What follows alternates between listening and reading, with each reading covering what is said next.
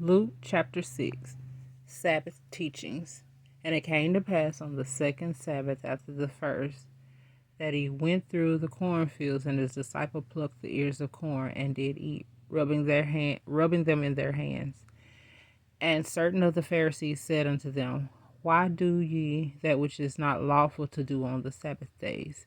And Jesus answering them said, Have ye not read so much as this, what David did when he himself was an hunger, and they which were with him, how he went into the house of God, and did take and eat the showbread, and gave also to them that were with him, which is not lawful to eat but for the priest alone. And he said unto them, that the Son of Man is the Lord of the Sabbath. And it came to pass also on another Sabbath that he entered into the synagogue and taught. And there was a man whose right hand was withered, and the Pharisees and the scribes and Pharisees watched him whether he would heal on the Sabbath day, that they might find an accusation against him. But he knew their thoughts, and said to the man which had the withered hand, Rise up and stand forth in the midst. And he arose and stood forth.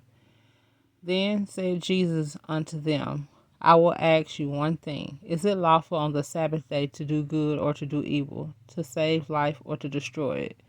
And looking around about upon them all, he said unto the man, Stretch forth thy hand. And he did so, and his hand was restored whole as the other. And they were filled with madness, and communed one with another what they should do to Jesus. Selection of the 12 apostles.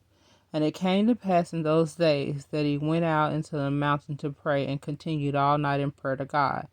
And when it was day, he called unto him his disciples, and of them he chose 12, whom also he named apostles: Simon, whom he also named Peter, and Andrew his brother, James and John, Philip and Bartholomew, Matthew and Thomas, James the son of Apollos, and Simon called Zelotes, Zelothes, and Judas the brother of James, and Judas Issachar, which also was a traitor, healing and teaching the mass. And he came down with them, and stood in the plain, and the company of his disciples, and a great multitude of people out of Judea and Jerusalem, and from the seacoast of Tyre and Sidon, which came to hear him, and to be healed of their diseases. And they that were vexed with unclean spirits, and they were healed. And the whole multitude sought to touch him, for there went virtue out of him, and healed them all. And he lifted up his eyes on his disciples, and said, Blessed are ye poor, for yours is the kingdom of God. Blessed are ye that hunger now, for ye shall be filled. Blessed are ye that weep now, for ye shall laugh. Blessed are ye when men shall hate you, and when they shall separate you from their company, and shall reproach you, and cast out your name as evil for the Son of Man's sake. Rejoice ye in that day, and leap for joy, for behold, your reward is great in heaven. For in like manner did they your fathers unto the prophets. But woe unto you that are rich, for ye have received your consolation. Woe unto you that are full, for ye shall hunger. Woe unto you that laugh now, for ye shall mourn and weep. Woe unto you when all men shall speak well of you, for so do their fathers to the false prophets. For so did their fathers to the false prophets. Love for enemies. But I say unto you which hear, love your enemies, do good to them which hate you. Bless them that curse you, and pray for them that despitefully use you. And unto him that smite thee on one cheek offer also the other. And him that taketh away thy cloak forbid not to take thy coat also. Give to every man that asketh thee, and of him that taketh away thy goods ask them not again. And as ye would that men should do to you, do ye also to them likewise. For if ye love them which love you, what thank have you? For sinners also love those that love them. And if you do good to them which do good to you, what thanks have ye? For sinners also do even the same. And if ye lend to them of whom ye hope to receive, what thank have you? For sinners also lend to sinners to receive as much again. But love your enemies, and do good, and lend, hoping for nothing again. And your reward shall be great, and ye shall be the children of the highest. For he is kind unto the unthankful, and to the evil.